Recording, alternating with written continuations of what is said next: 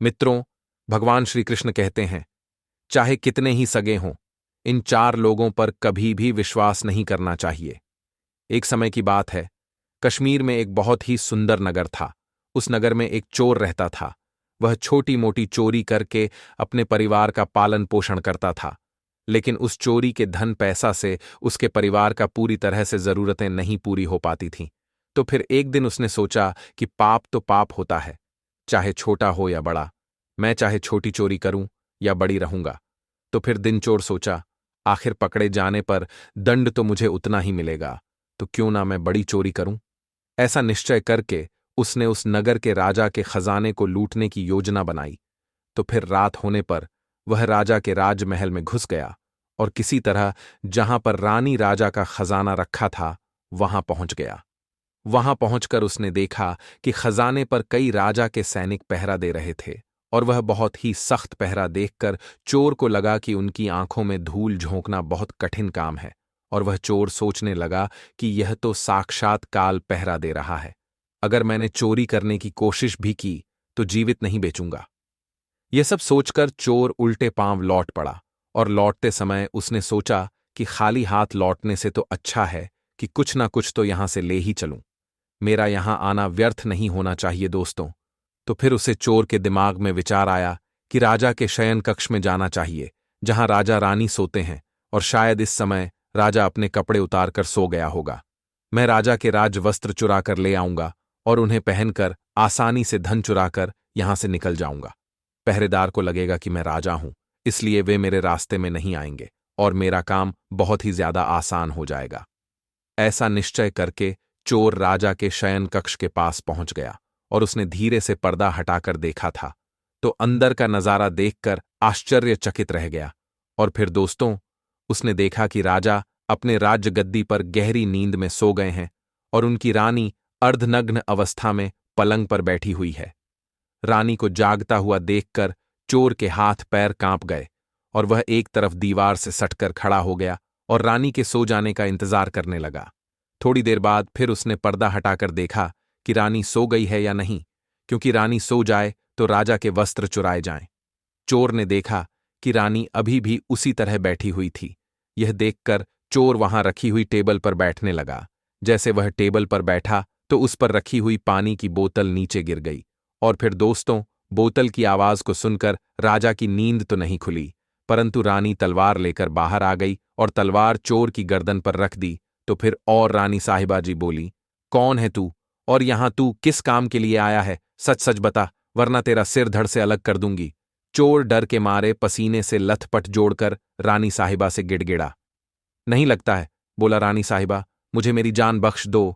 मैं एक गरीब चोर हूं, और मैं चोरी करने के उद्देश्य से ही यहां आया हूं, और मेरी छोटी मोटी चोरी करके अपने परिवार का पालन पोषण करता हूं। मैं आप मुझे मार दोगी तो मेरे बच्चे अनाथ हो जाएंगे। हे रानी साहिबा, मैं आपको वचन देता हूं कि इस बार मुझे छोड़ दो। मैं कभी दोबारा आपकी राजमहल की तरफ मुड़कर नहीं देखूंगा। मेरे छोटे छोटे बच्चों पर रहम करो। रानी को उस चोर पर बहुत दया आई, और उसने कहा, सुनो, मैं तुम्हें एक शर्त पर छोड़ सकती हूं। मैं इस समय काम से पीड़ित हूं। यदि तुम मेरे साथ समागम करोगे तो मैं तुम्हें यहां से जाने दूंगी, वरना एक ही झटके में तुम्हारा सिर काट दूंगी। रानी की यह अनोखी शर्त सुनकर चोर और भी ज्यादा घबरा गया और कहने लगा, हे रानी साहिबा, ये आप क्या कह रही हो? मैं तो एक चोर हूं, और आप इतने बड़े राज्य महल की महारानी हो, और तो और मेरी क्या औकात है? जो मैं आपके साथ ऐसा करूं, मेरे लिए तो यह सोचना भी बहुत बड़ा पाप है। तो फिर रानी साहिब ने कहा, मैं कुछ नहीं सुनना चाहती। अगर तुम्हें अपनी जान प्यारी है तो मैं जैसा कहती हूं वैसा ही करो, वरना मरने के लिए तैयार हो जाओ आप। महारानी का ऐसा प्रस्ताव सुनकर चोर की जान हलक में अटक गई और सोचने लगा, चोर, आज मैं बहुत बड़ी मुसीबत में फंस गया। यदि मैंने रानी की बात नहीं मानी तो मैं भी मारा जाऊंगा, और मान ली तो भी मारा जाऊंगा। चोर बहुत बड़ी मुश्किल में पड़ गया। चोर सोच रहा है कि अब मैं क्या करूं। आखिरकार उसने रानी के साथ समागम करने की बात को स्वीकार कर लिया और बोला, रानी साहिबा, मुझे 10 मिनट का समय दे दो। सैरानी, मुझे बहुत जोर से लघु शंका लगी है। पहले मुझे लघु शंका से निवृत्त होने दो, उसके बाद आप जैसा कहोगी मैं वैसा ही करने के लिए तहूं। तो फिर तुरंत महारानी ने तुरंत तलवार के इशारे से टॉयलेट को बता दिया और चोर उसकी तरफ चल पड़ा। रानी साहिब वहीं पर खड़ी होकर उसके लौटने की प्रतीक्षा करने लगी। चोर ने इस बीच रानी की नजर से बचकर वहां से भागने की कोशिश की। भागते भागते जब वह द्वार पर पहुंचा तो द्वार पर जो महाराज के सैनिक थे उसने उसे पकड़ लिया और उससे पूछताछ की। चोर डरा हुआ था। आगे भगवान श्री कृष्ण कहते हैं, हे, उसने सैनिक को सच सच बता दिया कि वह एक चोर है और राजमहल में चोरी करने के लिए आया था, लेकिन महारानी ने उसे पकड़ लिया और छोड़ने के बदले एक शर्त रखी थी। महारानी साहिबा ने कहा कि वह उसके साथ समागम करें, इसलिए मैं लघु शंका का बहाना बनाकर वहां से भाग आया। इस तरह से चोर गिड़गिड़ा कर सैनिक से उसे छोड़ने का आग्रह करने लगा।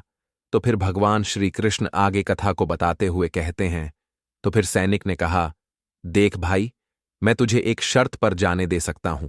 चोर कहता है, शर्त क्या है? तो फिर सैनिक कहता है कि शर्त यह है, तुम्हें पुनः रानी के पास लौट कर जाना होगा और रानी से कहना होगा कि मैं तुम्हारे साथ समागम करने के लिए तैयार हूं, किंतु उससे पहले तुम्हें अपने हाथ से राजा को मारना होगा। सैनिक की यह शर्त और भी ज्यादा कठिन थी। चोर ने सोचा कि वैसे तो प्राण बच भी सकते थे, परंतु अब नहीं बचेंगे। अगर रानी से यह बात कही तो रानी मेरा सिर काट देगी।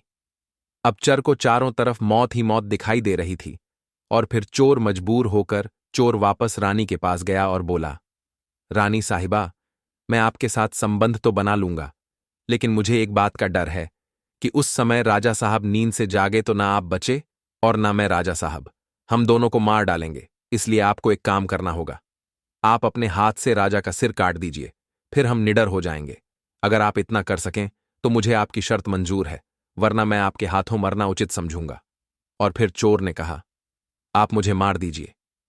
काम के वशीभूत रानी चोर से कहने लगी, ठहरो, यह कौन सी बड़ी बात है, मैं अभी राजा साहब को मौत के घाट उतार देती हूं। तो फिर तुरंत इतना कहकर रानी साहिब ने दोनों हाथों से तलवार पकड़ी और सोए हुए अपने पति का सिर काट दिया। जब रानी ने राजा का सिर काट दिया तो सारा कमरा खून से लटपट हो गया और राजा के खून से रानी भी भीग गई। वह भयानक दृश्य देखकर रानी बेहोश होकर गिर पड़ी और उसी समय चोर वहां से फरार हो गया। सुबह राजमहल में शोर मच गया कि कोई राजा साहब को कोई मार डाला, मगर राजा को मारने वाले का कोई पता नहीं चल पा रहा था। सब लोग बड़े आश्चर्य में थे कि राजा को सोते हुए किसी ने मार डाला। इधर रानी भी दहाड़ मार मार कर रो रही थी कि इस रहस्य को पूरे राजमहल में केवल वही सैनिक जानता था कि रानी और उस चोर में से किसी एक ने ही राजा को मारा है, परंतु उसने इस बात की चर्चा किसी से नहीं की। राजा के अंतिम संस्कार की पूरी तैयारी हो चुकी थी तो देवरानी ने घोषणा की कि वह अपने राजा के साथ सती होना चाहती है। यह जानकर किसी ने रानी पर संदेह नहीं किया, क्योंकि अगर रानी ने राजा को मारा होता तो वह राजा के साथ सती क्यों होती। इधर रानी सारे श्रृंगार करके राजा के साथ चिता पर जाकर बैठ गई। राज्य के सभी लोग की चिता पर एक एक करके लकड़ी रख रहे थे तो उन्होंने उन्हें नमन करके पीछे लौट रहे थे। इस प्रकार सबसे अंत में वह सैनिक भी राजा की चिता पर लकड़ी रखने गया जो इस रहस्य को जानता था। उसने धीरे से रानी के कान में कहा, महारानी, आप तो सती हो जाएंगी, लेकिन मुझे इतना तो बता दीजिए कि राजा को आपने मारा था या उस चोर ने। यह बात को सुनकर रानी साहिब चौंक उठी। वह समझ गई कि इसका मतलब इस भेद को यह सैनिक भी जानता है। रानी ने कहा, सुनो राजा को, ना तो मैंने मारा है ना उस चोर ने। अगर तुम्हें यह जानना है तो फिर राजा को किसने मारा है तो तुम नगर से बाहर उत्तर दिशा में जो जंगल है उसमें चले जाओ। वहां एक कुटिया में एक बुढ़िया रहती है, वह तुम्हें इस रहस्य को जरूर बता देगी। तो इतने पर भगवान श्री कृष्ण से देवर श्री नारद जी कहते हैं कि हे प्रभु, आगे की कथा सुनाओ। तो भगवान श्री कृष्ण के अनुसार जंगल में चला गया। जंगल में पहुंचने पर उसे वह कुटिया दिखाई दी जिसमें वह बुढ़िया रहती थी। सैनिक उस बुढ़िया के पैर पकड़कर बोला, हे मां जी, मैं एक राजमहल का सैनिक हूं और मैं यहां एक रहस्य जानने के लिए आपके पास आया हूं। राजा साहब की हत्या किसने की है, मुझे बताइए। तब बुढ़िया मां कहती हैं, बेटा, अगर तुझे यह रहस्य जानना है तो तुझे एक काम करना होगा। मेरी कुटिया के बाहर एक गद्ध बंधा हुआ है, तू अपनी तलवार से उसका सिर काट दे और सिर काटते ही गद्धे की दाढ़ वहीं गिर जाएगी और उसका सिर हवा में उड़ने लगेगा। तब तुम उस गधे के कान पकड़कर लटक जाना। वह गधे का सिर तुझे जिस जगह पर ले जाएगा, वहां पहुंचकर तुझे तेरे सवाल का जवाब मिल जाएगा कि राजा को किसने मारा है। अब सैनिक ने वैसा ही किया। कुटिया के बाहर जो गड्ढा बंधा हुआ था, सैनिक ने उस गड्ढे का सिर थर्ड से काट दिया। भर पछताना पड़ता है। दोस्तों, अगर पावन कथा अच्छी लगी हो तो हमारे चैनल को सब्सक्राइब करें। धन्यवाद।